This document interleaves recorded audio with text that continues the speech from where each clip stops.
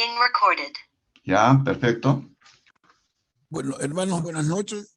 Vamos a comenzar nuestra sesión de hoy, jueves 15 de junio. Es el tercer jueves que nos dedicamos a estudiar a los profetas de Israel, ¿no? La primera reunión fue una introducción grande.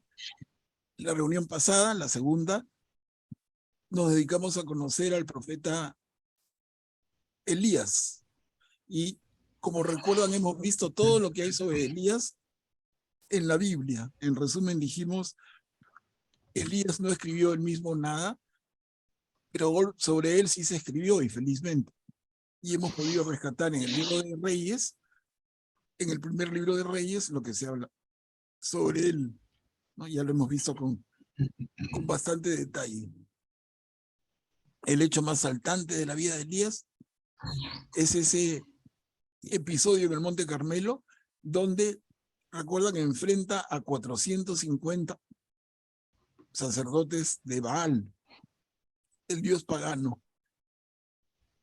y él solito, invocando a Yahvé, los vence largamente. Entonces, ese es Elías. Interesante verlo porque, como decíamos, de Elías se habla muchísimo en el Nuevo Testamento, se habla cada rato de él, pero se conoce poco. Entonces ya ustedes, con lo que hemos visto y la lectura adicional que hace cada uno, pueden tener una idea muy clara del profeta Elías. Y hoy día nos vamos a dedicar al profeta Isaías. Difícilmente terminaremos, pero vamos a entrar sí con fuerza para conocer al gran profeta Elías. Ahora, antes de comenzar, hagamos una oración inicial, y esta vez se va a ofrecer nuestro hermano Emiliano. Adelante, Emiliano. En vísperas del Día del Padre, en el nombre del Padre, y del Hijo, y del Espíritu Santo. Te damos gracias, Padre, por acompañarnos en el camino de la vida. Te damos gracias por todo lo bueno y malo que hemos vivido. Te damos gracias por encontrarnos los hermanos todos los jueves en el estudio de Biblia bajo la dirección de nuestro hermano Manuel Pablo Fernandini. Amén. En el nombre del Padre, y del Hijo, y del Espíritu Santo. Gracias, Emiliano. Entonces, con esta oración, hermanos, comenzamos. Y les voy a hacer algunos comentarios iniciales, como una breve introducción a Isaías, pero luego vamos a leer textos de Isaías, que es siempre lo más rico. La introducción sirve así para ubicarnos. Miren, decimos que junto con el libro de Deuteronomio y el libro de Salmos, que se escriben ahí DT, libro de Deuteronomio, y libro de los Salmos, ¿no? Entonces, junto con el libro de Deuteronomio y el libro de los Salmos, el libro de Isaías es el más citado en el Nuevo Testamento. Eso es un hecho.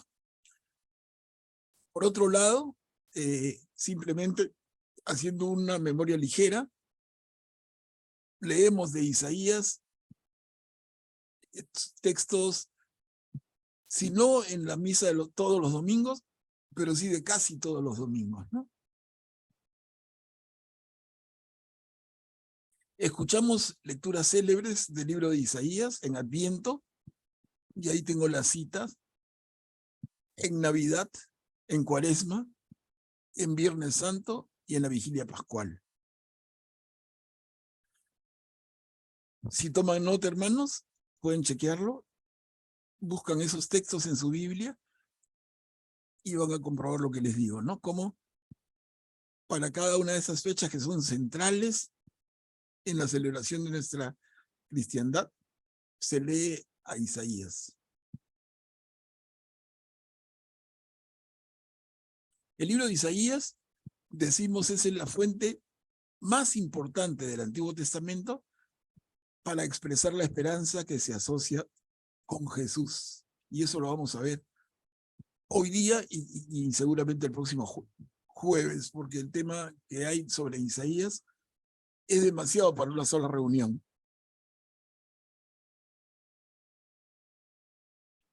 Y aquí les hago una primera cita a un texto.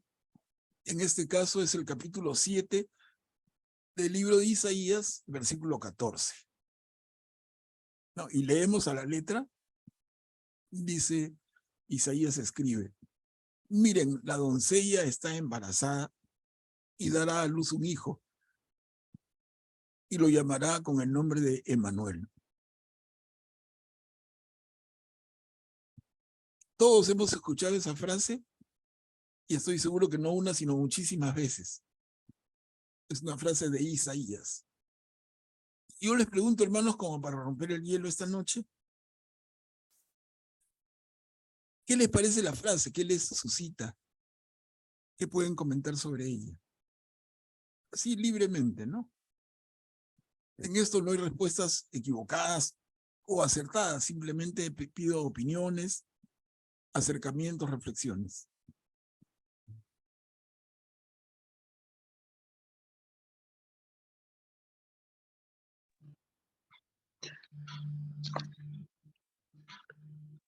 ¿Sí?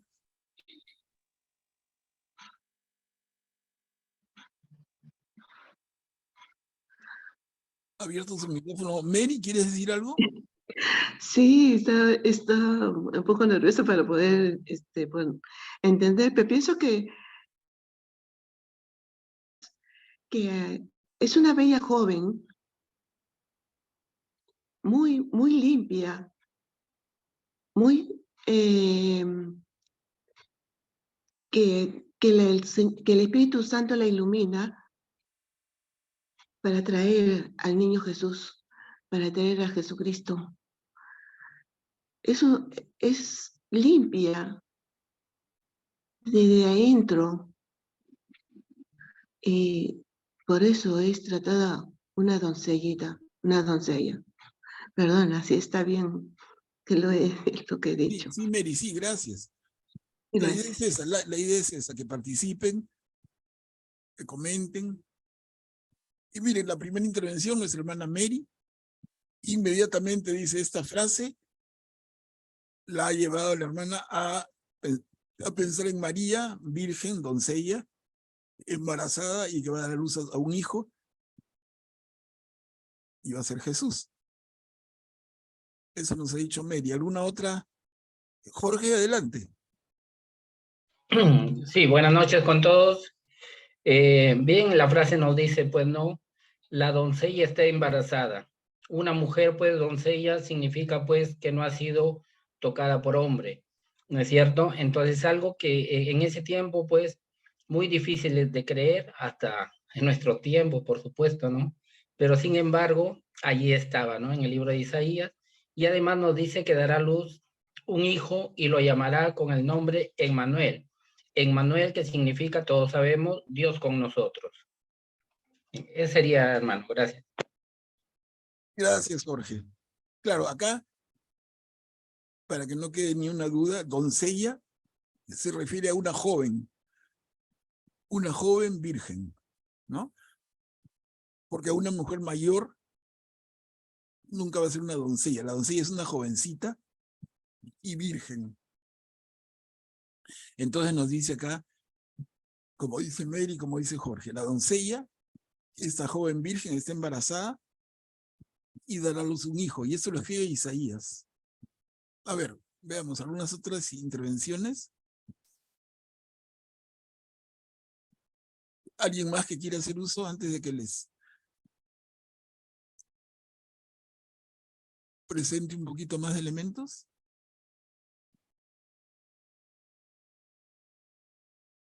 Bueno.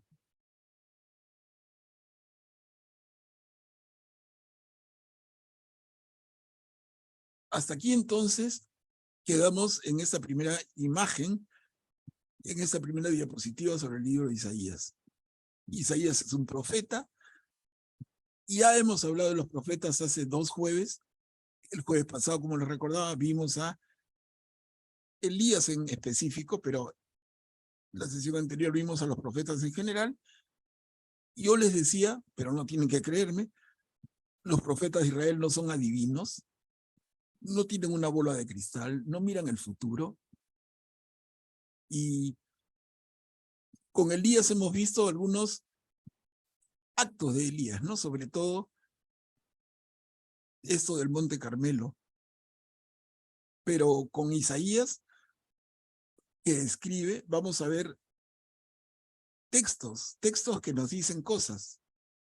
Y que, como ha dicho la hermana y el hermano que han intervenido, inmediatamente nos hacen pensar en la Virgen María y Jesús. Entonces la pregunta es, ¿está bien eso? Obviamente todos, estoy seguro, somos 16 en este momento, y los 16 me van a decir, es correcto, a eso se refiere Isaías. Pero yo vuelvo al tema. ¿Cuándo vivió Isaías? Lo vamos a ver inmediatamente. Vivió 800 años antes que Jesús.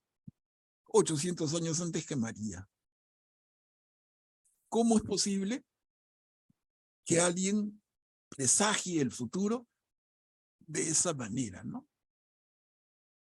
Veamos un poco más entonces. El nombre de Isaías significa Yahvé es ayuda. El nombre es un programa para todo el libro. Dios regala redención y salvación. El profeta Isaías predicó en Jerusalén en el siglo 8 antes de Cristo. Como les decía, hermanos, siglo 8 antes de Cristo, es decir, 800 años antes del nacimiento de Jesús. 800 años. Es muchísimo tiempo. Importante reconocer a Isaías en Jerusalén. ¿Por qué? Porque ya para este tiempo, como dijimos el jueves anterior cuando hablábamos de Elías, ya para este tiempo el gran reino de David y Salomón se ha dividido. Y tenemos por un lado el reino del norte y por otro lado el reino del sur. Eso tienen que recordarlo siempre. Eso sucede después del reinado de Salomón. El reino del norte, que se va a conocer como el reino de Israel, y el reino del sur, que se va a conocer como el reino de Judá. Y la capital del reino de Judá es Jerusalén, que por otro lado fue la ciudad fundada por David. Estas cosas, para mí les digo, son facilísimas, y quizá para algunos de ustedes, para otros no, pero en la medida en que estudien y lean la Biblia, es que estas cosas ya se hacen tan fáciles. Por eso es bueno repetir, pensar, tomar alguna nota, pero es que se les va a hacer tan fácil, les aseguro.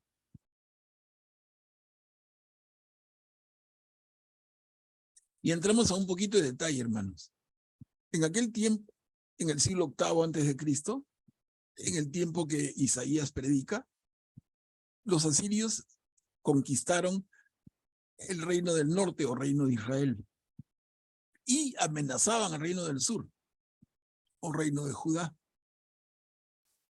Entonces, esto nos da una idea particular. ¿Por qué? Y acá creo que no hay necesidad de explicar mucho, pero de todas maneras lo menciono. Cada uno de nosotros vive en una circunstancia histórica determinada. Y creo que es fácil darnos cuenta. Si yo viví en el Perú, en la época de la guerra con Chile, o yo vivo en el Perú del siglo XXI, en una época de relativa paz,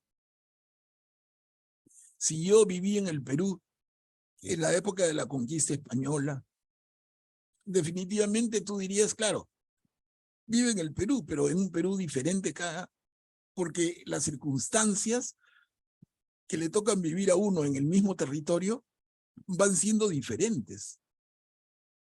Entonces, es una cosa muy lógica, y yo creo que todos la entendemos.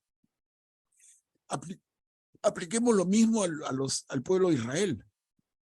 Y entonces, es diferente que tú vivas en el reino de, o seas parte del pueblo de Israel, en tiempos del rey David o del rey Salomón, o en el tiempo en que el reino de Israel está partido y el reino del norte ha sido invadido y el reino del sur está amenazado. Son momentos diferentes. El territorio es el mismo, pero son momentos diferentes. Entonces, si tú eres ese ciudadano que le toca vivir en tal o cual momento, eso no está ajeno a tu vida de ninguna manera. ¿Estamos? Yo creo que sí, creo que es facilísimo de entender, pero disculpen, lo menciono para que a nadie se le pase. O sea, las circunstancias que te tocan vivir. Si tú vives en Francia hoy, o hace 70 años en la Francia ocupada por los nazis,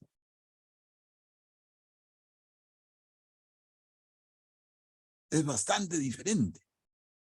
Y en fin, podemos hacer miles de ejemplos, pero solamente les pido que eso, ¿no? Que hagan ese pequeñísimo esfuerzo de ubicar. ¿Por qué yo me pongo cargoso y parece que le doy mucho a la historia? No, no. Es simplemente para que cada uno ubique. Estamos hablando del pueblo de Israel, pero en diferentes momentos, ¿no? Este momento es un momento particular.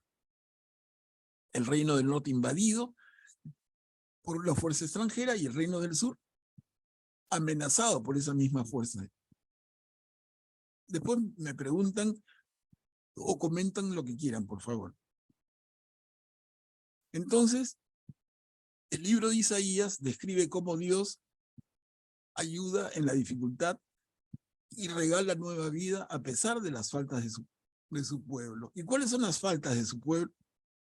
Ya hemos visto. En primer lugar, un poco la injusticia, el egoísmo, la falta de sensibilidad con los necesitados. Ese es un grupo de faltas. Pero también y sobre todo, la falta de fidelidad a Dios, a Yahvé. Ese Dios que les ha pedido lealtad que el pueblo no le devuelve. ¿No? Estamos hablando del siglo VIII. Miren, ya pasó David, Moisés hace rato. Moisés es más o menos en el siglo XII antes de Cristo. El rey David, el rey Salomón en el siglo X. Después de Salomón ya se dividió el rey. Y el pueblo sigue y las autoridades siguen infieles a Dios. ¿En qué sentido? En que adoran a otros dioses. Además de, o sea, no es que dejen a Yahvé y le den la espalda. No. Rinden culto a Yahvé y rinden culto a otros dioses. Cuando vimos a Elías el jueves pasado, vimos esto, ¿no? Elías estaba casado con una mujer pagana que fomentaba justamente el culto a los dioses Baal y amparaba esa cantidad de sacerdotes contra los cuales Elías se enfrenta. ¿No? Entonces, esos sacerdotes paganos no estaban en la tierra de Israel de casualidad. Estaban amparados nada menos que por la esposa del rey. Recuerden y relacionen, porque no entonces es que son palabras en vano, palabras en el aire, ¿no? Es fácil de comprender si tenemos claritos los elementos.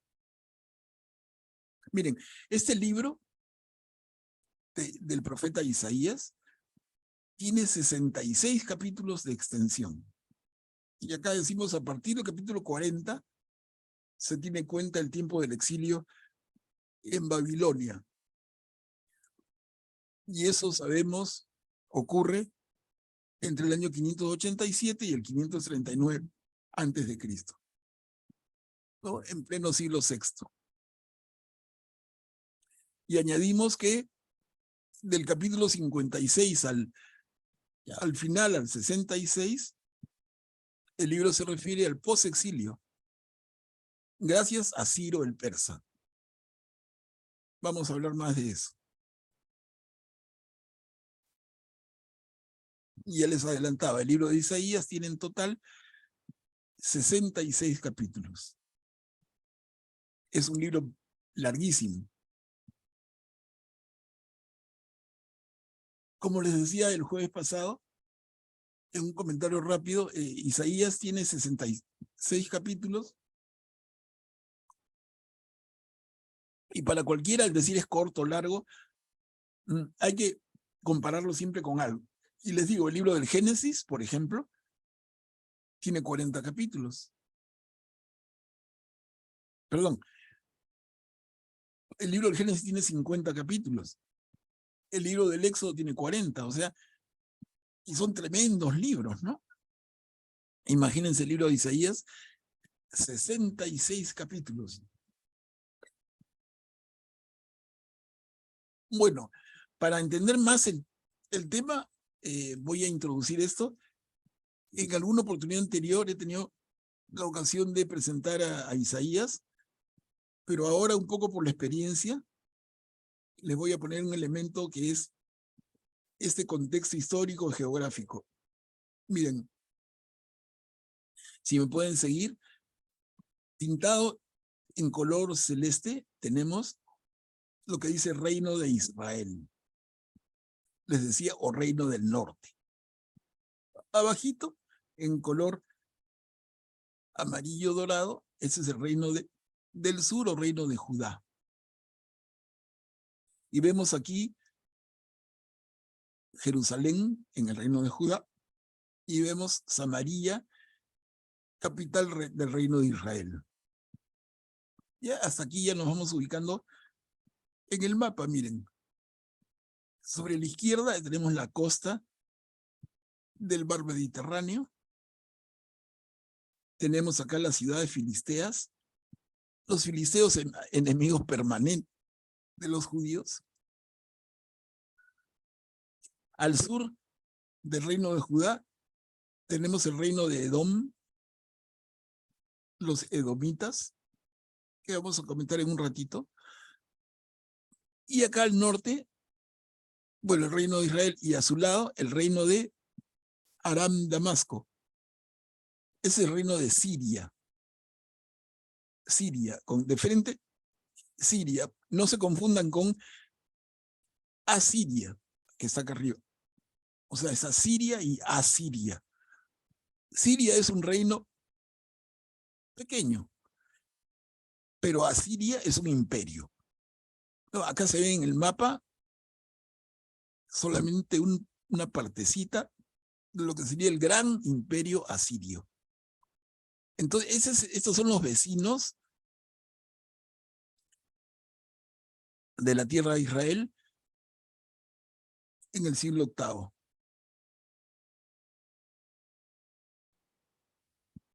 Miren por favor el mapa. Acostúmbrese a él acá. Estoy marcando con mi flecha. Ese es el mar de Galilea. Y en fin, ¿no? No se ve tanto detalle, pero nos da una idea. Y sobre todo de los vecinos. Porque es en función de los vecinos que tenemos que situarnos con Isaías. Les adelanto algo. El esfuerzo que hagamos por entender ese mapita y el momento histórico va a ayudar para los demás profetas. Porque casi todos los demás profetas viven una circunstancia muy similar a la de Isaías.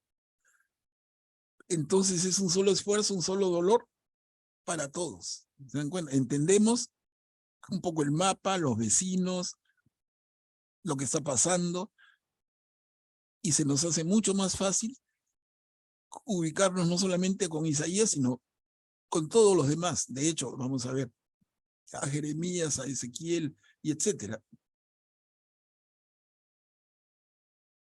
¿Ok? Sobre el mapa, a ver, hermanos, ¿algún comentario, algo?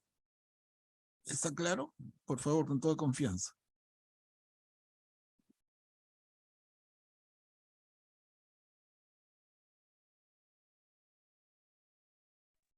Sobre el pueblo. Guillermo, sí, por favor, adelante. Buenas noches. El mar de Galilea, que lo he señalado, es llamado también el lago Genesaret. Sí, sí, el mar de Galilea, el mar de Lo mismo. Tiberíades o el lago de Genesaret. Es el mismo, sí. Este lago de Galilea o este mar de Galilea o lago de Tiberíades o Genesaret es fundamental para todo el país. El agua, en un país donde el agua falta tanto, ¿no? Además hay ciudades, pequeñas ciudades en las orillas. Una de ellas acá en el norte es Cafarnaúm, que es central en la vida de Jesús. De Cafarnaúm es Pedro y son varios de los apóstoles, ¿no? En las orillas de este mar de Galilea es que Jesús invita a sus apóstoles a seguirlo. En fin, es para el Nuevo Testamento, Jesús es de Nazaret. Nazaret está por acá, donde está la flechita, en el reino del norte. Ya no era reino del norte, ya no existía ese concepto, ese nombre, pero es en la parte norte de la tierra de Israel, ¿no? Norte-norte. Y el tránsito de Jesús es de Galilea por aquí, al lado del mar de Galilea, o el mar de Genesaret, es hasta Jerusalén. Para ubicar bien. Ahora, cuando hablamos de, incluso en el Nuevo Testamento, Sidón y Tiro, están acá, miren, Tiro, Sidón, y esa es otra tierra, es una tierra pagana.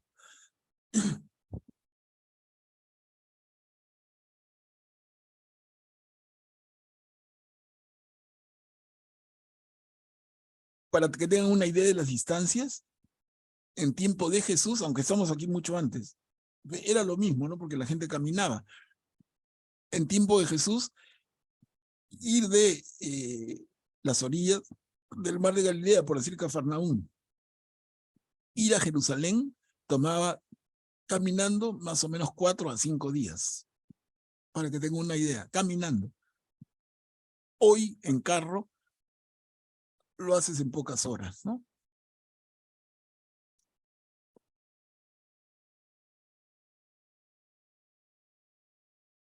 ¿Alguna inquietud más? A ver, hermanos. Les digo, la intención es que nos ubiquemos bien. Ahora, entonces,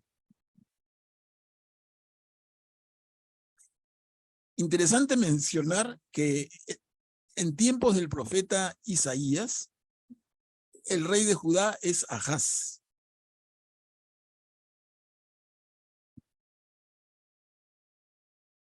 Quizá más de uno de ustedes que tiene un poquito de memoria va a decir que, ¿cómo va a ser Ahaz el rey de Judá? Si el jueves pasado hablábamos de un rey con el mismo nombre en tiempo de Elías, pero era rey en el norte, no era rey en el sur. ¿Se acuerdan? O ya se olvidaron tan rápido. Hablamos de que Elías tiene un rey al que él le da consejo y el rey no le hace caso. Ahab. Pero era Ahab, exacto. A eso quería llegar. Simplemente no se confundan. Entonces, el rey de el reino del norte, en tiempo de Elías, un siglo antes, es Ahab, con B. Ese es Ahaz con Z, ¿no? Entonces, no es el mismo. Ahaz es el rey de Judá.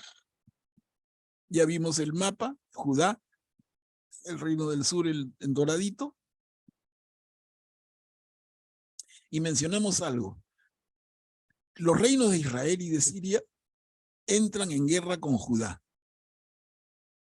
Y es lo que se conoce como guerra siro-efraimita.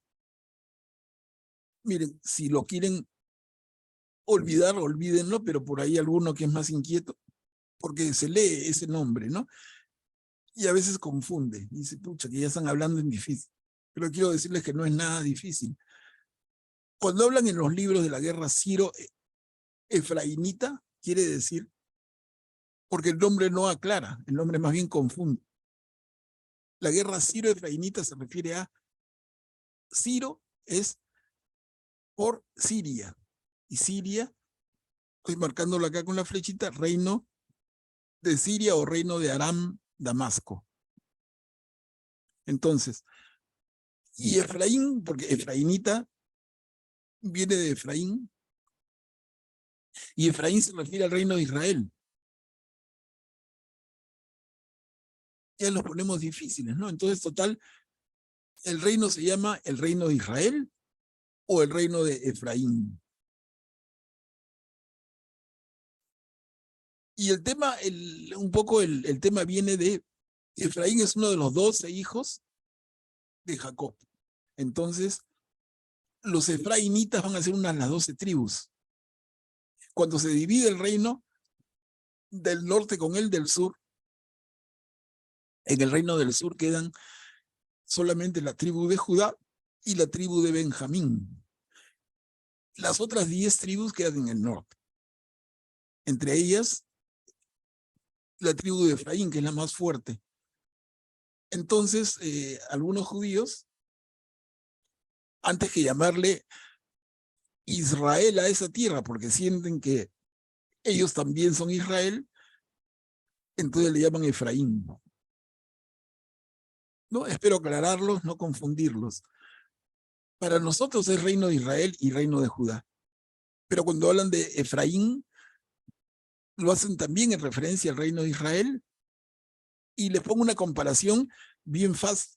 Es como decir, Estados Unidos, si tú le preguntas a un gringo, ¿de dónde eres? Él dice, yo soy americano. Y yo que vivo en el Perú o en un país de Sudamérica, le digo, yo también soy americano. No, americano soy yo. Esa idea, ¿no? O sea, nosotros somos americanos tanto como ellos porque vivimos en el gran continente que se llama América. Pero ellos en su lenguaje diario ya se llaman América ellos solos. Y se llaman americanos a ellos. Nosotros no. Una cosa parecida acá.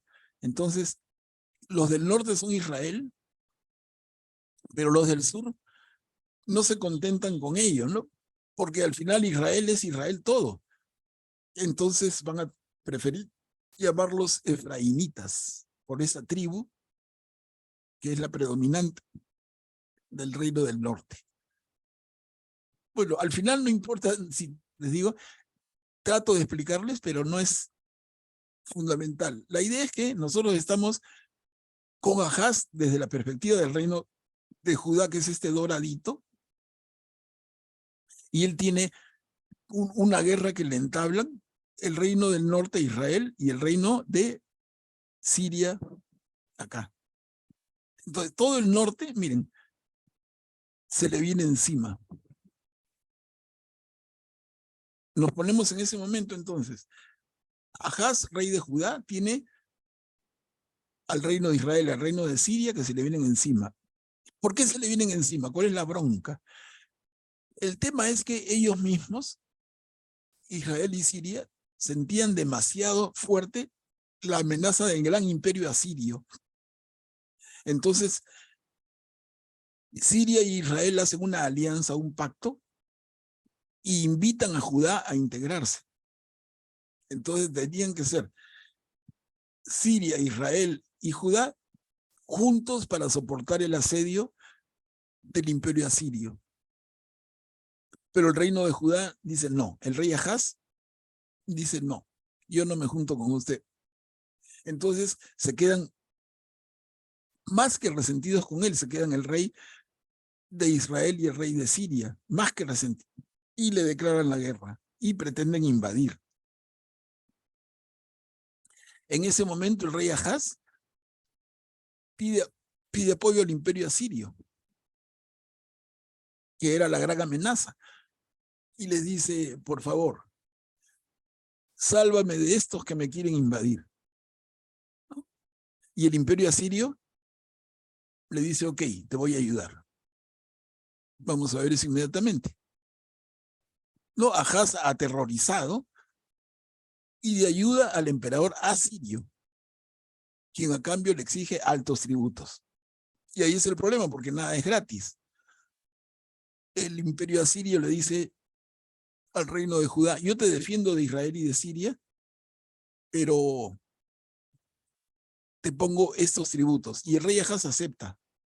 Y eran tributos fuertísimos.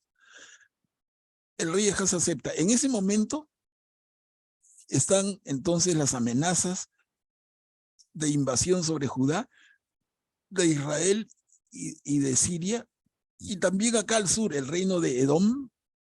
Los edomitas aprovechan el pánico y empiezan a atacar por el sur. Imagínense el momento, ¿no? Un momento de altísima tensión. ¿Y por qué les cuento todo esto?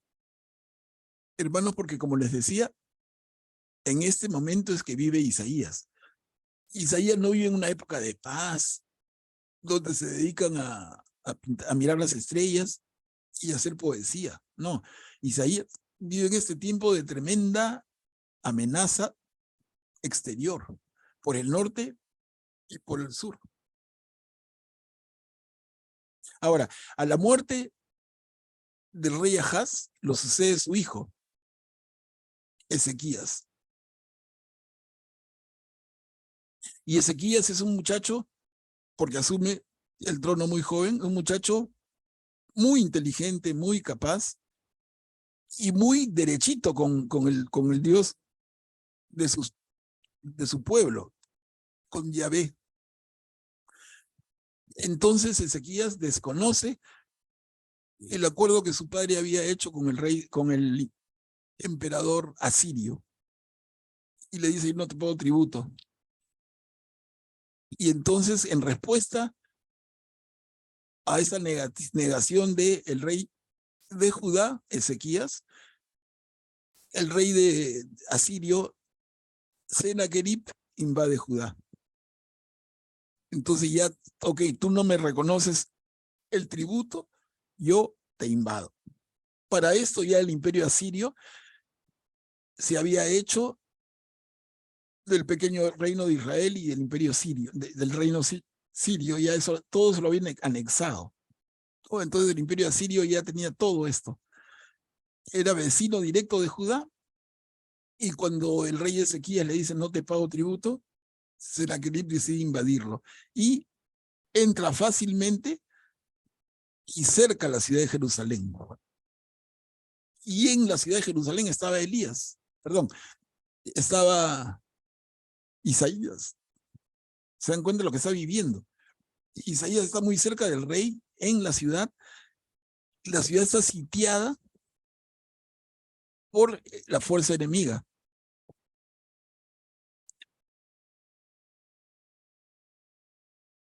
Y añadimos, algo ocurre. Y es que el ejército asirio se retira solo del sitio de Jerusalén. O sea, la caída de Jerusalén era inminente. En esa época, recuerden, cuando la ciudad era una ciudad fortificada, la estrategia militar era simplemente sitiar la ciudad y la asfixia, ¿no? Tu ejército rodea la ciudad, no dejes que entren alimentos ni agua. ¿Cuánto tiempo puede soportar la ciudad asediada? No mucho, ¿no? Entonces, pero de repente los asirios se retiran de Jerusalén. Y acá hay una gran interpretación teológica, y es que Yahvé interviene y retira al ejército enemigo. Pero cuando entramos a la historia, les adelanto, lo que se tiene como conocimiento es que en la capital del imperio asirio, que es Nínive, en Nínive había un problema muy serio y se querían bajar, en términos criollos, querían hacer un golpe al rey Sennacherib, y Sennacherib se entera y dice: tenemos que regresar.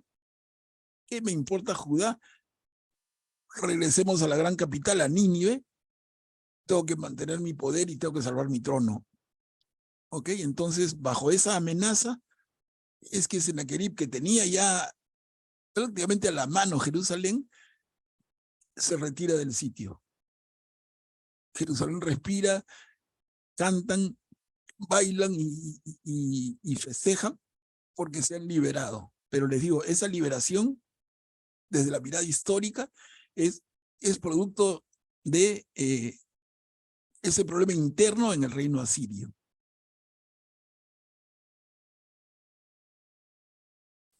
Y termino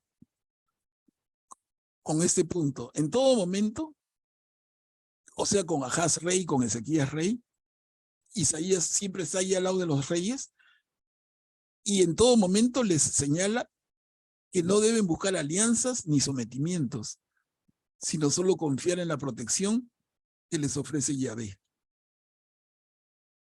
¿Ok? Entonces, acá ya mezclamos y juntamos todo. Eso que parecía una clase de historia, nada que ver con nuestro tema, es que se convierte en nuestro tema. Porque no es que Isaías entonces, repito, viviera pues en una época de paz y felicidad, no. Isaías vive en ese momento tan crítico de la historia del reino de Judá.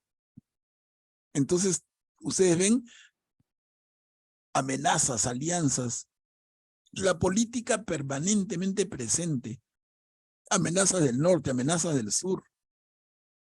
El rey Ahaz, que hace alianza con el emperador asirio. El rey Ezequías, que desconoce el acuerdo de su padre.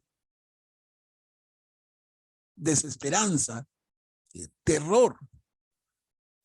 ¿Y cuál es el mensaje de Isaías permanentemente? Resistamos, no busquemos alianzas con nadie, no nos sometamos a nadie, porque nuestra alianza es con el Señor, nuestra alianza es con Yahvé. Ok, hasta aquí. A ver, he hablado más que de la cuenta, pero les doy la palabra. No sé si, por favor, ha quedado la cosa más o menos clara o hay confusión. Con toda confianza, por favor.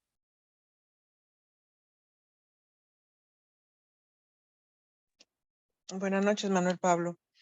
¿El imperio asirio, ahí está Babilonia también incluida o después No. era Babilonia? No, claro, Diana, gracias por la pregunta. Babilonia queda, no sé si veo mi flechita, queda en la zona, acá abajo.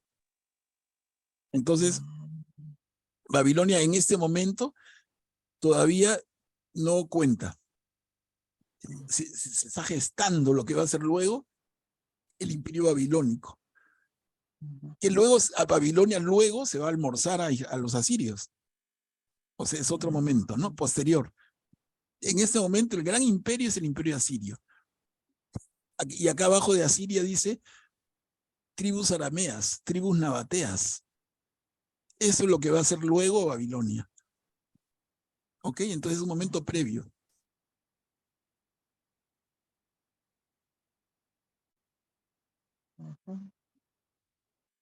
Pero previo, no muy lejos, ¿ah?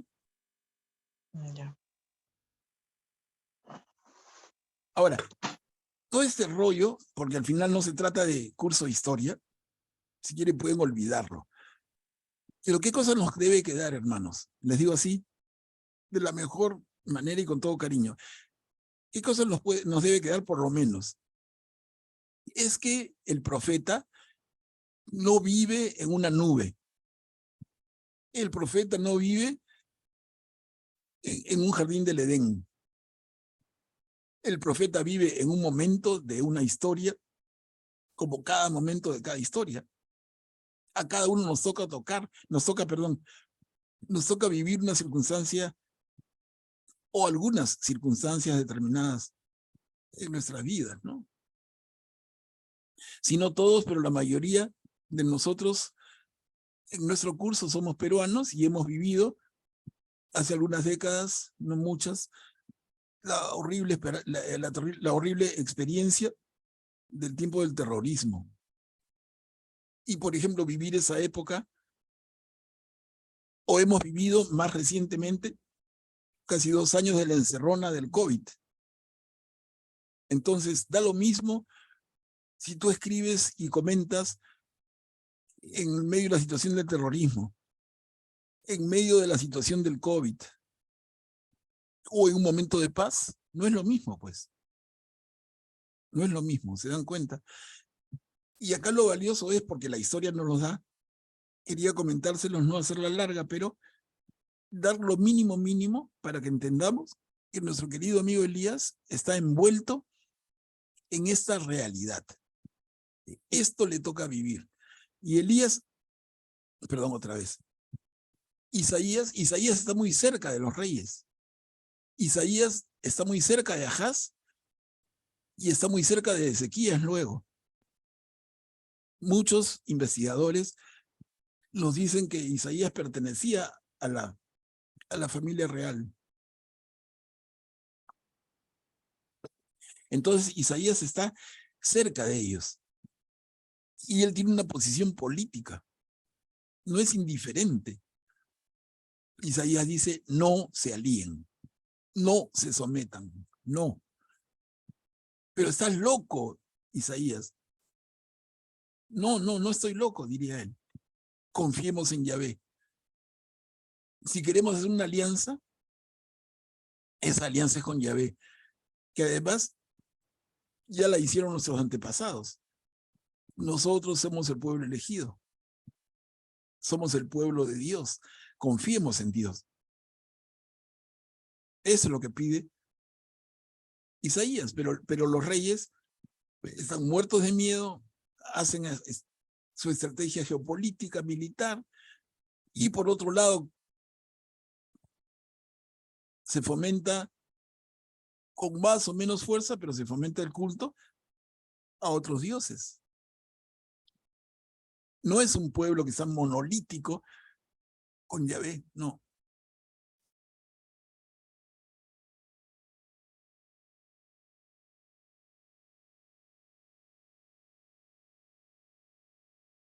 ¿Mm? A ver, un minutito más, hermanos, si alguien quiere preguntar o comentar.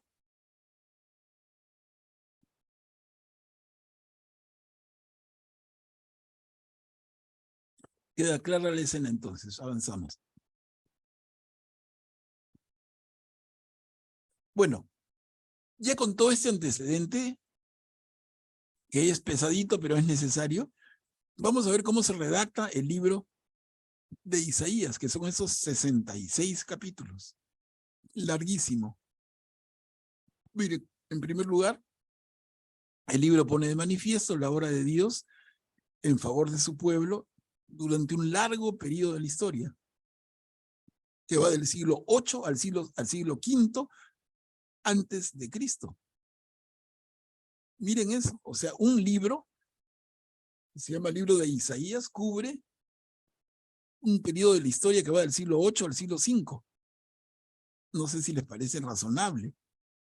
¿Es que alguien puede cubrir tantos siglos siendo testigo y actor principal?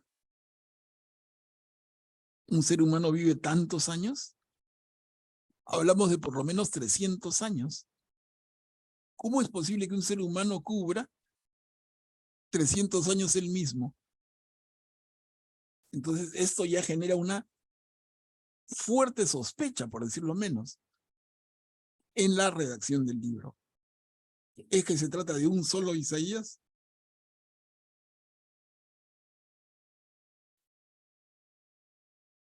Miren, y compartimos otra idea. Las palabras proclamadas por Isaías fueron recogidas, transmitidas y ampliadas por sus discípulos tras la muerte del profeta. Y esto da lugar a los capítulos 1 al 39. Pero les decía que son 66 capítulos. Entonces, de los 66, tenemos aquí más claro del 1 al 39. Y añadimos más tarde, durante el exilio en Babilonia, ya en el siglo VI, ocurre lo que preguntó Diana hace un momento, ya el imperio babilonio, que está al sur del imperio asirio, ya se hizo fuerte y conquista a Siria, pero en una jugada maestra, y se hace dueño de toda esa parte del mundo. el reino babilonio invade no solamente al reino del norte, que ya era parte del reino asirio, sino que también el reino del sur. Y se produce el famoso y triste exilio en Babilonia. Cuando hablamos del exilio, hablamos de el exilio, el destierro de los habitantes del reino del sur, de Judá. Eso es en el siglo VI. Pero veíamos a Isaías en esos movimientos de Ahaz, de Ezequías en el siglo VIII. Acá estamos en el siglo VI, ¿no? Entonces, decimos, más tarde, durante el exilio de Babilonia, siglo VI antes de Cristo, un profeta anónimo, a quien llamamos segundo Isaías, dirigió a los desterrados un mensaje inspirado en las palabras de Isaías. Y esto cubre los capítulos del 40 al 55. Entonces ya no hablamos hasta aquí de un Isaías, sino de dos Isaías. Pero esto continúa. Porque el destierro no dura mucho y felizmente, gracias a Dios y gracias a Ciro el Persa, ¿no? Después de 70 años más o menos, el emperador conquistador Ciro les permite regresar.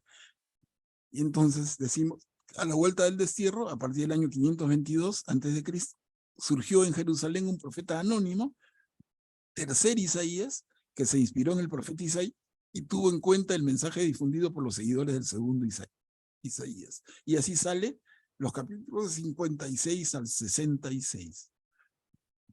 En resumen, hermanos, los 66 capítulos no son obra de un autor, sino de por lo menos 3 autores. Y finalmente un redactor afín al tercer Isaías, y eso se estima en el siglo III antes de Cristo, compiló todos los materiales y les dio la forma en que ha llegado hasta nosotros. Miren, una historia complicada, pero ya entendiendo los movimientos de la realidad que les toca vivir, se entienden más, ¿no? ¿Cómo se redacta el libro? El libro, como lo conocemos, como lo tenemos en nuestra Biblia, es el libro que se redacta, como dice la última viñeta, al final. Un redactor afín al tercer Isaías en el siglo III, antes de Cristo, compiló todos los materiales y les dio la forma en que ha llegado hasta nosotros. Estamos, pero entonces, Isaías, el original, vive en el siglo VIII. En el siglo VI hay un segundo Isaías y en el siglo V hay un tercer Isaías. Y finalmente un redactor, un compilador en el siglo III. Miren todo el proceso complicado.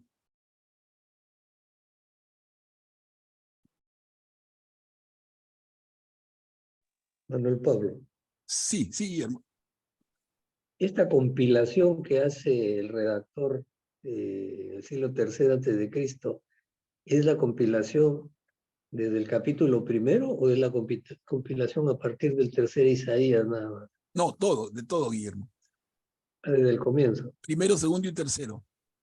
Ya, gracias. Claro, entonces, ¿qué pasa? Que como lo que llamamos segundo Isaías, o ese grupo de seguidores de Isaías en el segundo momento, están influidos tanto por Isaías que tienen hasta el mismo estilo de redacción. Y lo mismo en el tercero, ¿no? Y quien compila se encarga de darle unidad al texto. Y así se va formando en el transcurso de siglos, miren. Por eso nosotros tenemos hoy un libro que se llama Isaías, 66 capítulos. Y sería bien ingenuo, pero nos pasa, si no nos advierten. Les digo, hermanos, ustedes agarran el libro de Isaías, léanlo. Y léanlo de corrido. Como que fuera un solo libro escrito en un solo momento. Y es un libro escrito durante siglos, por diferentes manos. Y incorpora diferentes momentos de la historia de la tierra de Israel. Porque del capítulo 1 al 39 es lo que llamamos el preexilio.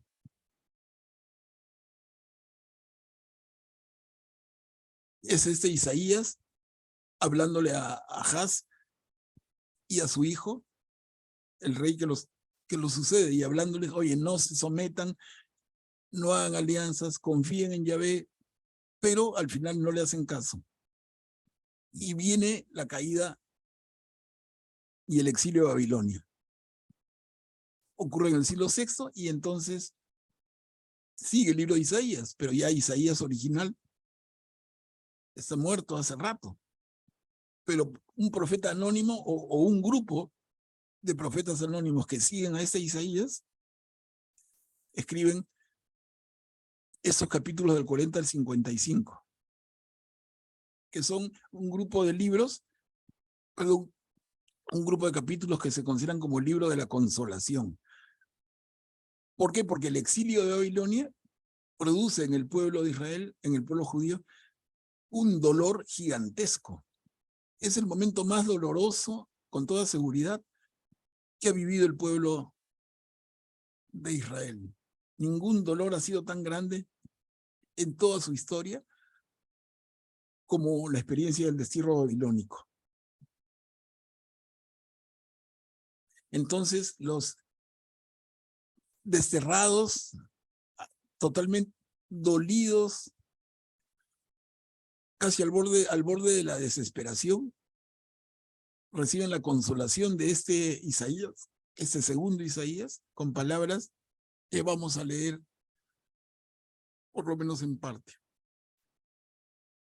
Pero felizmente les decía, el exilio en Babilonia no dura más que 70 años, que no es poco, ¿no? Pero pudo haber sido mucho más. Pero ¿qué sucede? Que la propia Babilonia cae bajo un nuevo imperio. Es el imperio persa. Y el imperio persa estaba al mando de Ciro, el gran rey Ciro. Entonces Ciro y los persas conquistan Babilonia y por ende toman todo lo que Babilonia a su vez había conquistado antes. Entonces Persia, al conquistar Babilonia, se queda también con lo que había sido el imperio asirio, con Siria, con Israel, con Judá, ¿se dan cuenta? Pero Ciro era un rey magnánimo. Y habrá oportunidad de entrar a Ciro con más detalle. Pero Ciro era un rey de una mentalidad extraordinaria. No es que fuera seguidor de Yahvé, pero tenía una apertura de mente increíble. Ojalá que la tuviéramos nosotros. Entonces Ciro dice, yo he conquistado con mis ejércitos entre tantas naciones a los judíos, pero les permito regresar. Les permito reconstruir su ciudad y reconstruir su templo y mantener su fe. Yo no tengo por qué acabar con una fe que veo tan linda. Lo que sí les pido que me paguen tributo y que sean obedientes, pero ustedes regresen a su tierra. Entonces, contra los bravos y abusivotes que habían sido los babilonios en la invasión, la nueva potencia es mucho más generosa, ¿no? Y ese es Ciro. Vamos a ver de esto, porque hay material incluso en que se habla de Ciro con palabras muy lindas. Bueno, a ver. Manuel Pablo, Sí. una pregunta. Tú dices que lo que padecieron los israelitas durante el exilio en Babilonia fue lo más terrible que le pasó en su historia. ¿Fue peor que la esclavitud en Egipto? Fue peor. Por el dolor que les produjo, ¿no? Porque mira, la pregunta es muy buena y de verdad es bien difícil establecer comparaciones. Pero hay una razón muy fuerte, y es que cuando esos caballeros son esclavos en Egipto, todavía no se habían constituido como pueblo. Recuerden que los que van a Egipto y son esclavizados luego son las 12 tribus de Israel.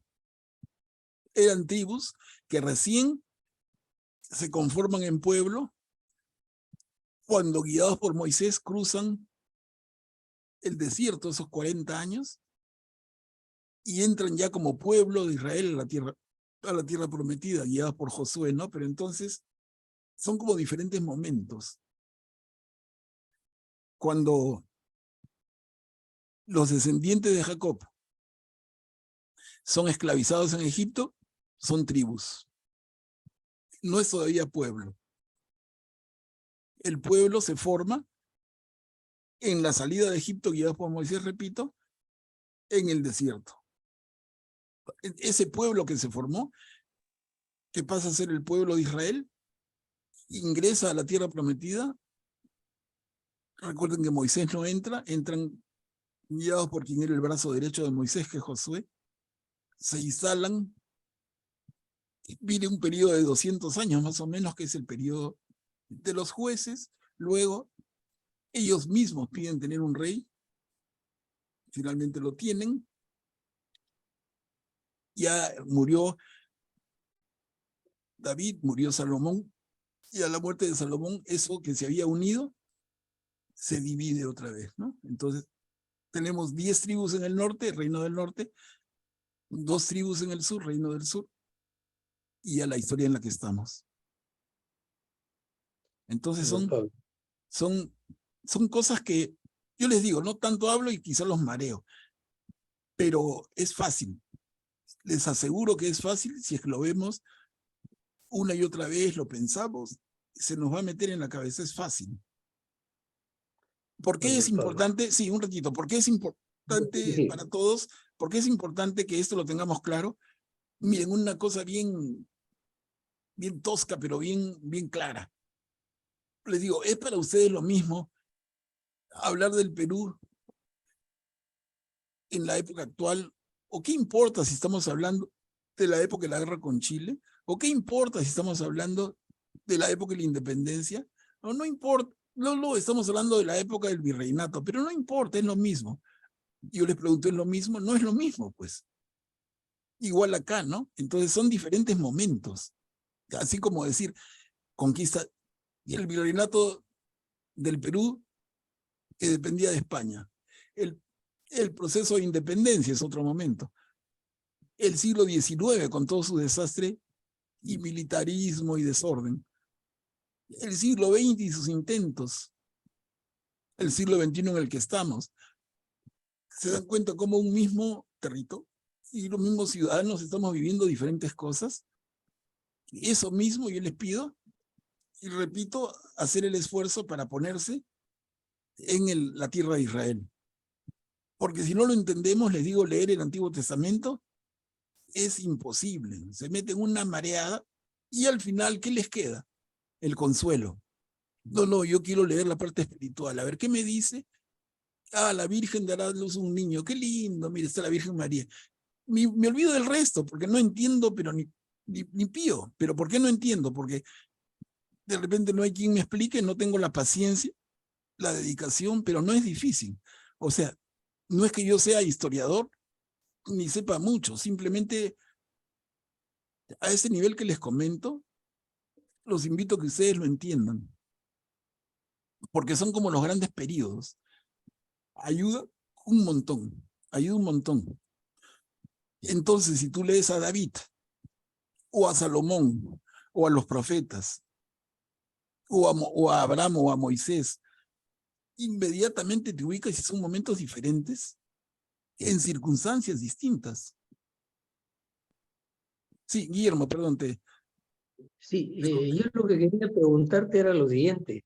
El pueblo de Israel se constituye como tal después de todos los padecimientos de esos 40 años en el desierto, ¿no?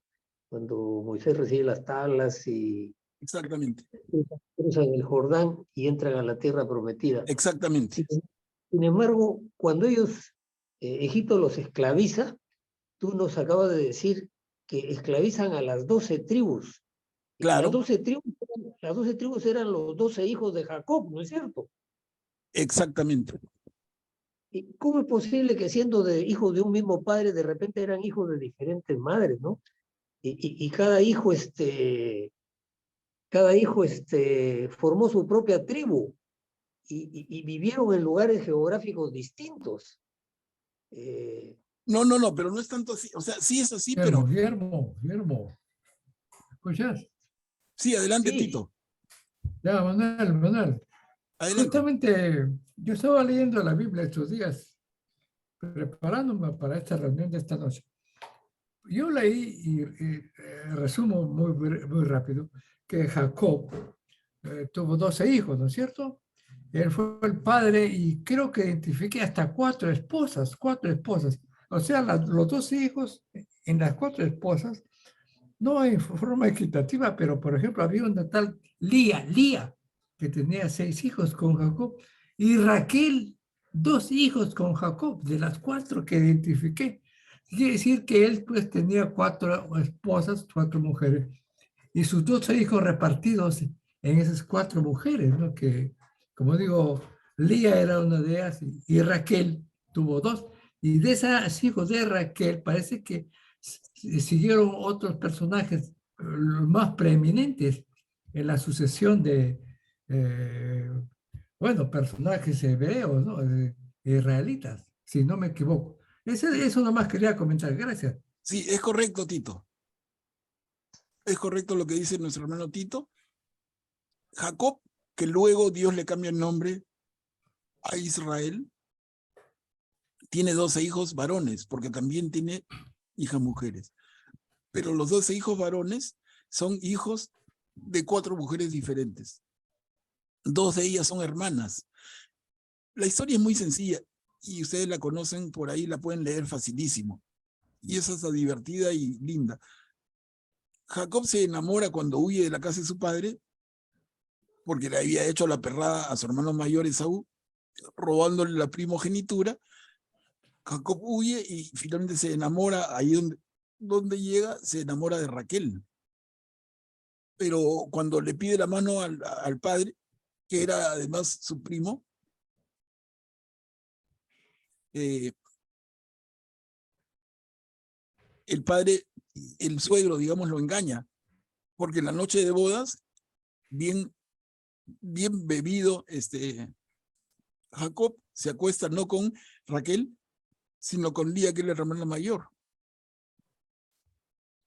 Luego Jacob, cuando se da cuenta de esto, le reclama al suegro, y el suegro le dice, ya quédate con Lía también, con Raquel también, pero trabaja tantos más años, en fin, toda la historia que se cuenta.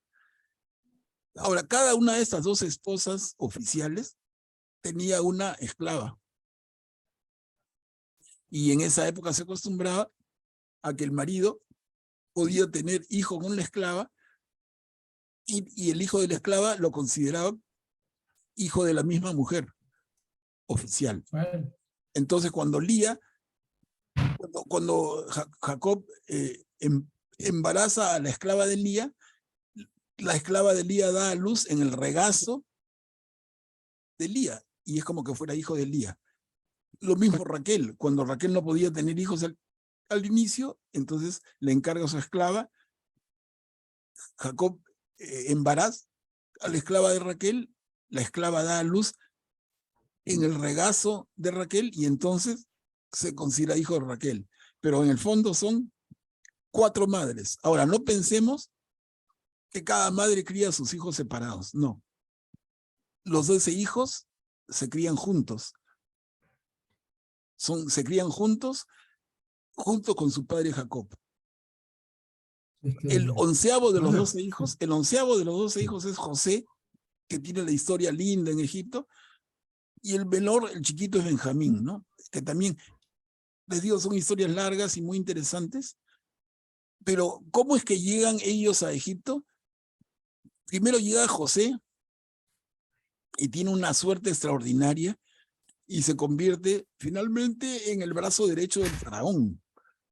Luego, sus 11 hermanos se han quedado con Jacob en la tierra de Israel, que no se llama tierra de Israel todavía, que no se llama. Por favor, micrófono. Hermana, por favor.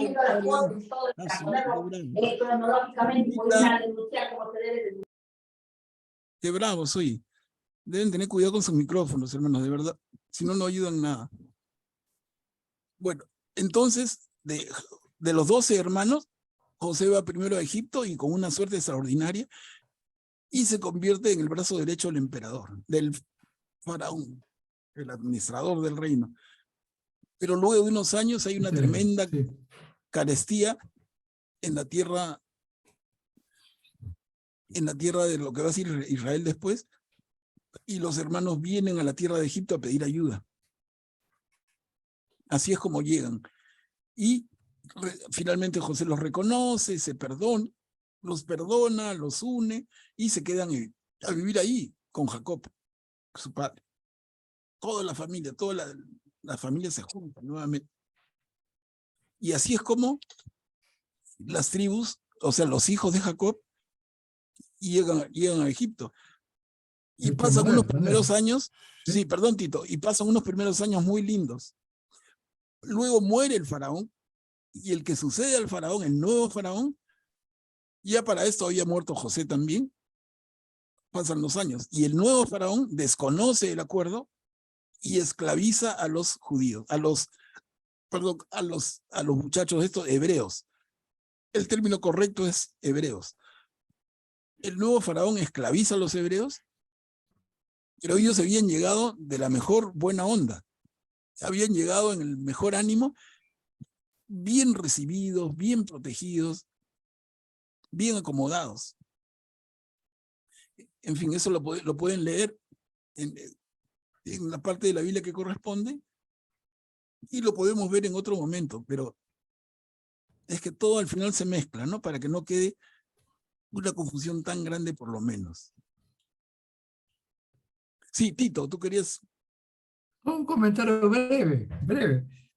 Bueno, la Biblia dice que, bueno, Jacob tuvo 12 hijos en 4 mujeres.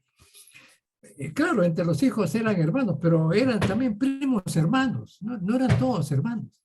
Eran primos hermanos, porque eran hermanos del padre, ¿no? Y algunos entre ellos, claro, eran hermanos por los dos lados, ¿no? No, pero a un hermano de padre no se le dice primo hermano. Es hermano de padre. Y en una sociedad como la israelita, no. Son hermanos. Como eran hijos de otras esposas, entre ellos eran primos hermanos, ¿no? No, así no es, pues no. Ahí nos confundimos. Hermano. Ahí nos confundimos peor. ¿Cómo va a ser que el primo hermano sea hijo del mismo padre? No, el primo hermano es hijo de hermanos. Tú tienes un hermano y sus hijos son primos hermanos de tus hijos. Pero los hijos del mismo padre son hermanos. Y acá los crían como hermanos. A los 12 los crían juntos. No pensemos que hay separación o preferencias o que cada uno por su lado, no. Jacob los cría juntos.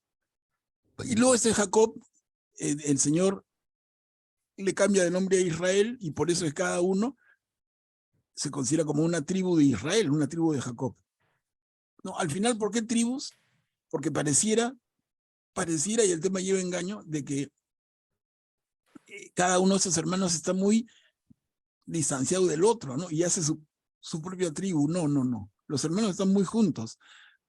Lo que sucede es que sus descendientes constituyen la tribu, ¿no? Porque entonces yo soy de Efraín, yo soy de Benjamín, yo soy de Judá.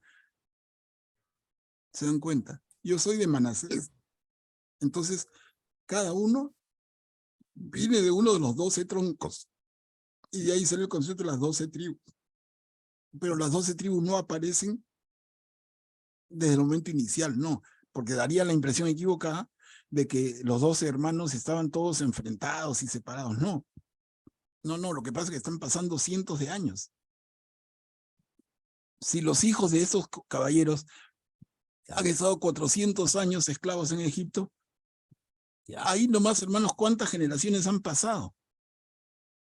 Y más los 40 años en el desierto con Moisés, tenemos 440 años ¿Cuántas generaciones, no? Entonces ahí es donde el concepto de tribu, todos son parte del mismo pueblo, pero uno desciende de Efraín, el otro de Judá, el otro de Benjamín, el otro de Manasés, el otro de Rubén, ¿se dan cuenta? Y son 12. El otro también de Leví, que es otro de los hijos, ¿no?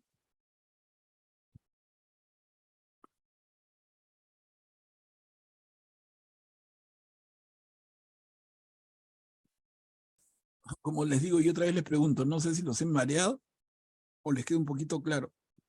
De verdad mi intención no es marearlos, pero es mucha información quizá. No hay mareo, no hay mareo, Manuel, porque la explicación ha sido bien didáctica y bien minuciosa. Al menos yo la aprecio así, ¿no? Gracias, gracias, Guillermo. A ver, Augusto levantó su mano, adelante. Sí, creo que nos hemos desviado un poquito el tema de lo que estamos tratando, ya nos hemos ido un poco al pasado, pero quisiera volver sobre bueno, la llamada profecía, ¿no? Que habla de la Virgen que tendrá un hijo, o de la A eso vamos a doncella ir, que tendrá un hijo. Augusto. Ahí voy en Ah, la ya, siguiente correcto. diapositiva. No, es que yo me atraso y tú te adelantas. Sí, hay que hacer preámbulo. No, Correcto. la cosa es que yo de verdad les digo, Sí. para mí es tan fácil esto, pero me detengo para que lo entiendan y por favor me digan, entiendo, ya pasamos. Si no, corro, avanzo y les queda una confusión en el cerebro y me da pena, de verdad. Porque no son muchas las ocasiones, no sé por qué, de que tengamos oportunidad de estudiar estas cosas. Y algunos entienden como que no, a mí no me importa esto, es mi fe, como que la fe fuera una cosa gaseosa, rara. No, todo está relacionado. Y les digo, vamos a ver ahorita Isaías qué tan personaje de su tiempo es, que no le quita para nada que sea inspirado. Entonces, bueno, si queda duda sobre esto, en fin, habrá ocasión de aclararlo más y más. ¿Avanzamos?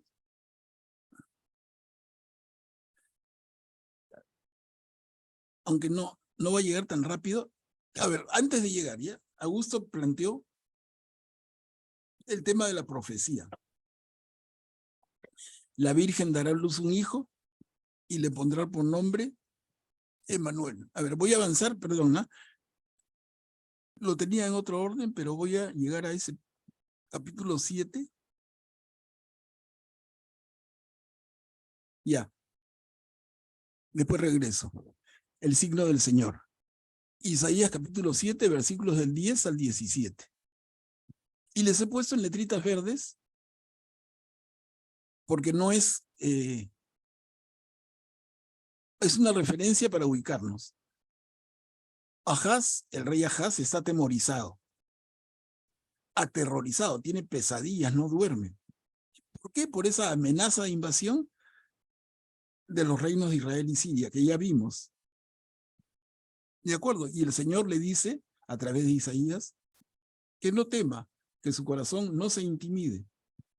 Y entonces aquí en letritas negras, por favor, si me ayudan a leer, está el texto de la Biblia. En Isaías 7, del 10 al 17. ¿Puedo leer? Sí, Katia, gracias. Ya. El Señor habló a Ahaz en esos términos. Pide para ti un signo de parte del Señor en lo profundo del abismo o arriba en las alturas. Pero Ahaz respondió, no lo pediré ni tentaré al Señor. Isaías dijo, escuchen entonces, casa de David.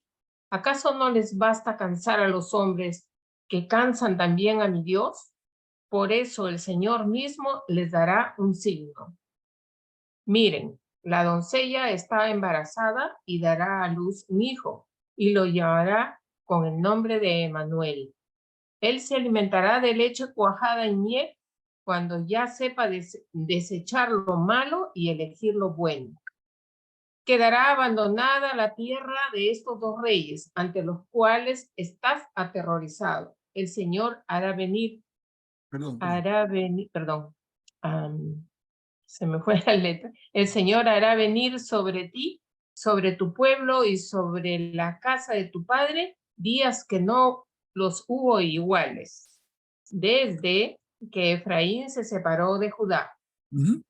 Gracias, Katia. Entonces, miren, ese es el texto que mencionó Augusto y que es tan interesante. Y el resultado en amarillo, otra vez, miren, la doncella está embarazada y dará a luz un hijo. Entonces, si nosotros leemos esto y no hacemos el esfuerzo de entender el contexto histórico, ¿qué entendemos, no?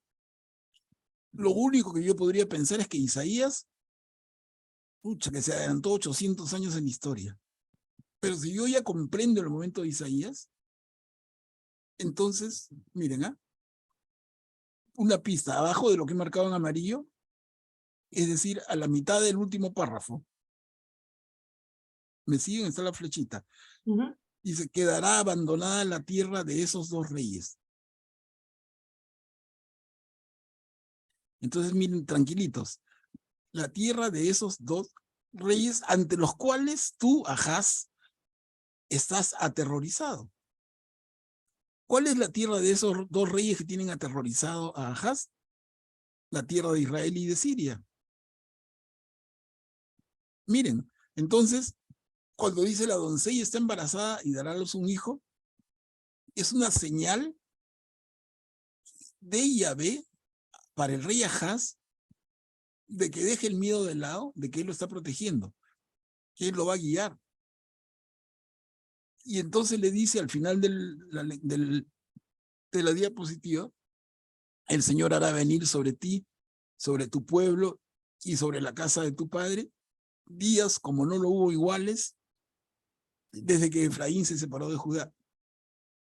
Y acá otra vez uno dice, Efraín, Judá, pero ya les di la pista, ¿no? Si me han seguido atentamente, fácil. Efraín es uno de los 12 hijos de Jacob, es una de las 12 tribus de Israel. Y Judá es otra. Pero les decía, Judá le da nombre al reino de Judá, el reino del sur. Y Efraín es como el más representativo de las 10 tribus del norte, del reino de Israel o reino del norte. Entonces, cuando Isaías acá escribe y dice días como no los hubo iguales desde que Efraín se separó de Judá, es decir, desde que el norte se separó del sur. Y eso sucede cuando muere el rey Salomón.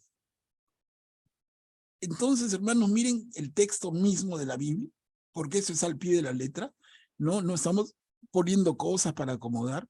¿Cómo, si conocemos la historia, cómo entendemos lo que Isaías está escribiendo?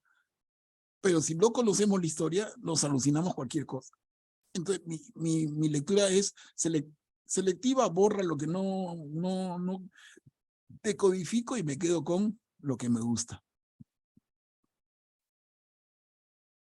La doncella embarazada, entonces, es la esposa más jovencita del rey Ahaz.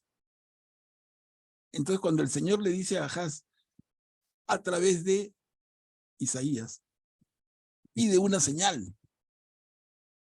Ahaz dice, no pediré ni tentaré al Señor, ¿no? Y Isaías le dice, oye, ¿no te basta cansar a los hombres que cansas también a Dios? Por eso el Señor mismo les dará un signo, les dará una señal. Y la señal es esta, la doncella está embarazada. Esa esposa jovencita y virgen, finalmente se embaraza de Ahaz. Y Ahaz tiene un hijo. Un hijo que, como dice el final,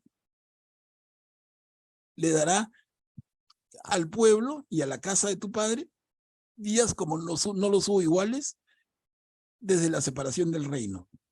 O sea, si habla de qué días fueron los de antes de la separación del reino, los días de David y Salomón. Esos días de paz y de gloria. Entonces, lo que está ofreciendo aquí Isaías es que va a venir un momento para este pueblo, que va a ser un momento como el que vivieron con David y Salomón. Y mis queridos amigos, ese tiempo vino. ¿Y vino con quién? con quien presentamos aquí como el rey hijo de Ahaz. Y los llevo un ratito otra vez a esa diapositiva que preparé con el mapa. Acá. Ezequías, ¿ves? Ezequías, sucesor de Ahaz. Él es el que nace de la joven doncella. Él es el que le da, en su largo reinado de 28 años, le da paz a Judá. Una paz que Judá no había conocido desde el tiempo de David y Salomón. Entonces, con esto regreso, a ver, disculpen. No, entonces regreso. El Señor les dará un signo. La esposa jovencita del rey Ahaz va a tener un hijo, ese hijo es Ezequiel.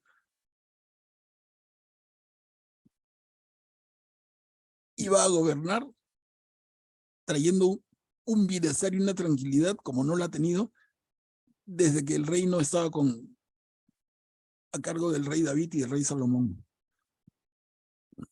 Miren. Esto es la mirada histórica. Esto es la mirada que cuando conocemos el contexto en el cual se mueve Isaías, entonces entendemos qué es lo que él quiere decir. Les hago pensar algo más, hermanos, porque está todavía pendiente lo que dijeron las primeras intervenciones suyas. La doncella embarazada es la Virgen María y dará a luz un hijo que es Jesús. ¿Es mentira eso? No. No, Pero eso es lo que tiene Isaías en su cabeza. Conscientemente, no. Ahora, no le quitemos para nada, porque sería un error absoluto. Isaías es un autor inspirado. Y como autor inspirado tiene el Espíritu Santo dentro suyo. Entonces lo que él escribe es lo que él ve, pero el Espíritu se vale de Isaías para hablar otras cosas que Isaías mismo no entiende. ¿Ya? Entonces es como dos planos. Isaías no es un adivino. Isaías no sabe que dentro de 800 años va a venir una mujer que se llama María y que va a dar a luz un hijo que se llama Jesús.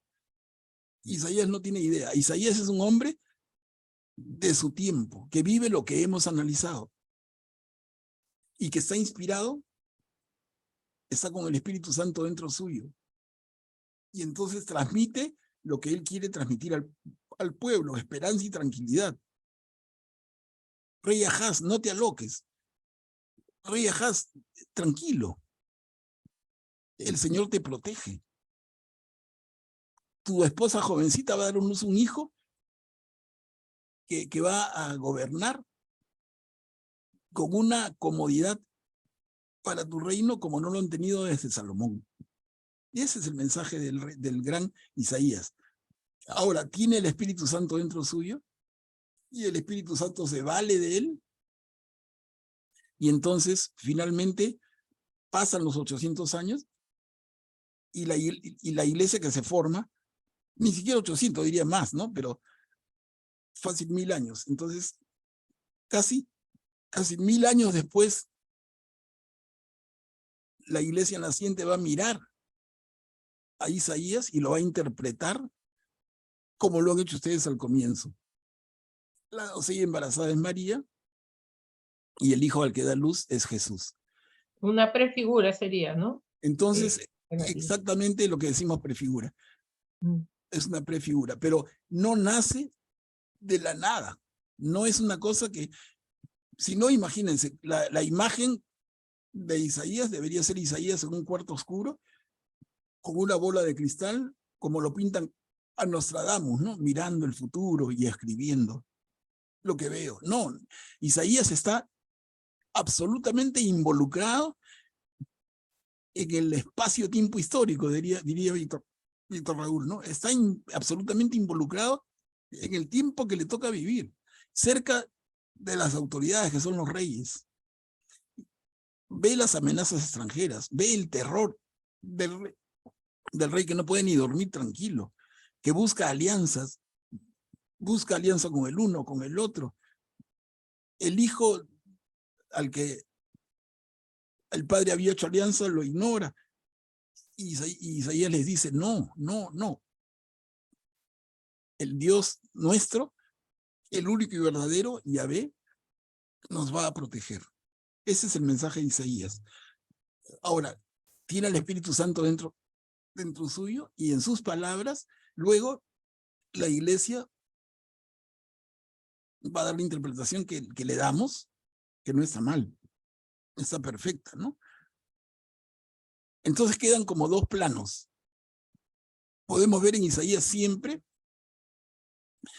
un plano histórico y por otro lado un plano espiritual o teológico, ¿no? Y cada uno tiene una explicación. No es solamente una lectura teológica, porque sería quitar a Isaías de su momento y llevarlo a una nube. Y hermanos, Isaías, repito, no vivió en una nube. Vivió una realidad durísima, la vivió día a día, la sufrió y la sintió día a día. No estaba en una nube mirando el futuro. Bueno, Guillermo, adelante. Sí, Manuel Pablo, acabas de decir de que Isaías tenía el Espíritu Santo que lo inspiraba. Claro. ¿El Espíritu Santo no llega recién en Pentecostés? No, Yo sé que el Espíritu... No, Yo sé, no le he preguntado a usted, disculpe. no, estamos participando entre todos. No, lo que pasa, Guillermo, es que no, el Espíritu Santo está presente desde el comienzo. Como parte de Dios, de una de las tres personas.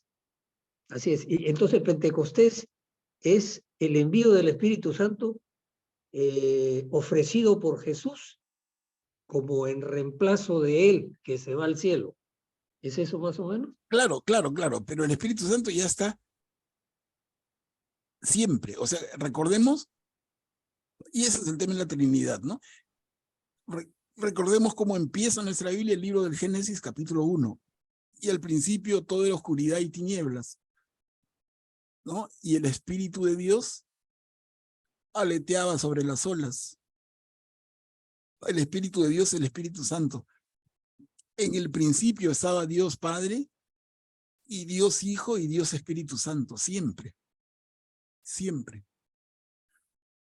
Entonces, lo otro nos lleva a otra discusión, o sea que es muy linda también este tema de Pentecostés y otros pentecosteses, porque en la propia vida de Jesús no solamente está Pentecostés, como momento de la llegada del Espíritu Santo, ¿no? También está cuando Jesús en la cruz exhala. También está cuando Jesús resucitado sopla en los discípulos, ¿no? También está en el libro del Génesis cuando Dios hace al hombre de barro y le insufla, le sopla en la nariz. Y al soplarle, ¿qué le da? Su espíritu. No es un solo momento, ¿no? Entonces, lo otro que quede, y es un lindo tema que podemos discutir en otro momento, discutir en el sentido amplio, ¿no? De dialogar. Entonces, Pentecostés, ¿qué juega en todo esto? Yo creía que el Espíritu Santo vino con Pentecostés. No, siempre ha estado. Entonces, el tema da para mucho más, ¿no? Un tema abre a otro tema. A ver, veo, hay más personas que quieren participar. Gracias, Manuel Pablo. No, a ti. A ver, ¿Katia? Sí, adelante. no levanté la mano yo. Ah, ya. No, yo pensé. A ver, ¿Augusto? Sí, solo quería comentar que este pasaje inicialmente en el pueblo judío se tomó como una profecía mesiánica, pero de Ezequías. O sea, pensaban que Ezequías, ¿no? Como lo mencionas, iba a ser el que los iba a salvar, ¿no? De esa situación. Y parece en el Talmud babilónico en el Talmud de Jonathan, que se le conoce como Talmud babilónico, se menciona un pasaje posterior y se identifica como una profecía mesiánica. No exactamente, pero un pasaje posterior en el capítulo 9 como una profecía mesiánica. Y vemos que rabinos unos años antes que Jesús sí identificaban a este pasaje como una profecía mesiánica, pero de Ezequiel, ¿no? Incluso pensaban algunos que iba a volver. Entonces después, al ver el pueblo judío que el movimiento cristiano estaba creciendo, ya dejaron de lado esa idea y dijeron, no, esto ya no lo consideramos como profecía mesiánica, ni tampoco que Ezequías es el Mesías, ni nada de eso. O sea, rechazaron toda esa idea inicial y bueno, y como bien lo dices, y lo dice el Concilio Vaticano II, que el Espíritu Santo está detrás de todo, ¿no? Y si bien en su tiempo no identificaban obviamente a Jesús porque no lo conocían, a la Virgen, efectivamente, cuando el tiempo es propicio y se revela, ya digamos, el Espíritu Santo da a luz que estos pasajes los podemos interpretar así a la luz de la revelación actual.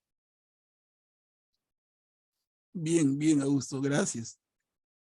Un comentario acertado y amplio, ¿no? Miren, solamente una reflexión final, porque la hora, como siempre, nos ha ganado. Pero miren, si la interpretación que se le da a este capítulo 7, versículos del 10 al 17, fuera solamente el que le damos los cristianos, entonces, ¿cómo lo interpreta un judío? Ya Augusto le ha dado una tremenda pista, ¿no? Para que piensen. ¿Cómo lo interpreta un judío? Para nosotros, maravilloso Isaías nos anuncia a Jesús. Pero si yo soy un judío que no acepta a Jesús, entonces, ¿por qué para mí, judío, este texto y este libro es tan importante? Y les digo, el libro de Isaías es tan importante en la religión judía, que ya les comentaba el jueves pasado, en Israel, uno de los lugares más importantes es el Museo del Libro, el Santuario del Libro. Y el Santuario del Libro, su único contenido, porque no es que vayas a un museo con 1000 cosas. El único contenido de este santuario, que es como un museo, pero un museo sagrado, ¿no? Es el libro de Isaías estirado que mide un poquito más de 7 metros, porque es un rollo, ¿no? A la hora que lo desenrollas, está en una mesa larga con un tremendo vidrio protector, con luces y con temperaturas, para que la gente que va lo visite y lo conozca. El rollo más antiguo del profeta Isaías, completo. Eso está en el Santuario del Libro en Jerusalén. Yo vuelvo a la pregunta, si yo soy judío, para mí es tan importante Isaías y su rollo. Si está hablando de Jesús, es que ellos no lo interpretan así. Ellos conocen su historia y es lo que les he tratado de explicar, y quizás los he mareado un poco, pero y lo que ha complementado muy bien Augusto, ¿no? Esa espera del Mesías, ese liberador. Por ejemplo, en tiempo del rey Ahaz, ¿se imaginan la necesidad de un Mesías? Ellos están amenazados por el norte y por el sur, la ciudad de Jerusalén asediada, cercada, prácticamente caída. ¿Cuán importante va a ser un Mesías? Y luego, al poco tiempo, el imperio de Babilonia, y luego los persas, y luego los griegos, y luego los romanos. Siglos y siglos de la tierra de Israel sometida y amenazada, pero de formas muy concretas. Entonces no van a esperar un Mesías y de repente llega Jesús. ¿Ese es el Mesías que esperamos? ¿Un hombre que habla de bien y de amor? Yo esperaba, quizá dicen algunos, un Mesías que tenga una espada grandota en la mano y que como el rey David se enfrente a todos y a todos los venza. Pero en fin, ¿no? Temas bien interesantes. Hermanos, miren, quedemos aquí, y aquí me he salteado bastante, tenemos que regresar a donde nos... Acá, ¿no? Deberíamos empezar la próxima, en este punto, recién capítulo 1 de Isaías, y vamos a ir leyéndolo juntos, y vamos a ir comentándolo, pero lo que sí, reitero, esas diapositivas anteriores, quizá los hayan mareado, espero que no, pero miren que es necesario que lo entiendan para tener elementos para entender lo que viene después. Y la oferta es doble. Uno, nos va a ayudar un montón a entender a Isaías, pero dos, nos va a ayudar un montón a entender a los demás profetas, porque la época es más o menos la misma, y los problemas son más o menos los mismos. Bueno. Una pregunta, Manuel. Sí. En el tiempo que vivió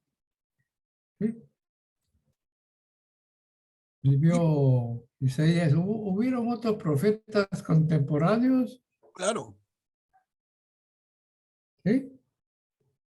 Claro Viviendo que en sí. el mismo tiempo. Hay anteriores a él, y hay contemporáneos a él, y hay posteriores. Sí. ¿Hablan de lo mismo que Isaías? Vamos a verlos, mira. Ejemplo. No, es que mira, no, si no los voy a marear peor, pero la intención de nuestro curso se llama Los Profetas de Israel, y como les anuncié al comienzo, hace 2 semanas, la intención que tenemos es presentar uno por uno a todos y conocerlos, el momento en que vive y por dónde van sus profecías, ¿no? Por dónde enfatiza. Entonces, que al final del curso, este comentario se haga y va a ser excelente. Pero ahorita que quede la inquietud, vamos a verlo. Y con calma y con paciencia y con bastante esfuerzo de su parte, porque tienen que ir leyendo, vamos leyendo uno, el otro, y les aseguro que al final del curso vamos a tener clarísimo, ya les digo, los 3 profetas mayores y los 12 profetas menores, más Elías que vimos, bueno, Eliseo casi no hemos visto, ¿no? Pero podemos mencionarlo, y tenemos a Daniel. Al final, un montón de profetas. Pero la idea es que los reconozcan a cada uno. Cada uno qué dice, cada uno qué posición toma. Eso es lo lindo, ¿no? Lo lindo cuando estudias es, oye, aprendí. ¿Y qué has aprendido, hermano? Entonces, que cada uno pueda tener una idea clara y decir, a ver, explícame en 2 palabras qué dice Isaías. Explícame en 2 palabras qué dice Ezequiel. Explícame en 2 palabras qué dice Amós, o Abdías, o Daniel. Entonces, o Jeremías, ¿no? Que es tan lindo. Entonces, que podamos tener así las cosas así claras. Eso es mi compromiso con ustedes, y lo podemos lograr si es que ponen esfuerzo ustedes, ¿no? No basta con conectarse el jueves, escuchar un rato, no, tienen que agarrar su lápiz, su papel, escribir algunas ideas, leer la Biblia. Las reuniones son cada semana. O sea, entre reunión y reunión hay tiempo para que ustedes repasen, aclaren y surjan nuevas dudas, ¿no? Y la nueva duda se plantea, la conversamos. Pero entonces aquí está mi esfuerzo y el esfuerzo de cada uno. Y el que lo haga más, estoy seguro que va a aprender un montón.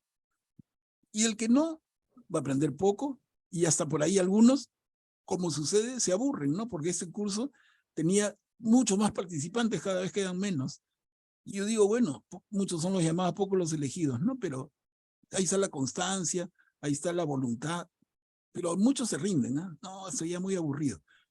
Muchos prefieren, no, déjame con mi tema, yo me pongo a rezar, y yo digo con todo respeto, ¿no? Reza y haz lo que quieras, pero eso no le quita de ninguna manera a que conozcas. Conocer es importante.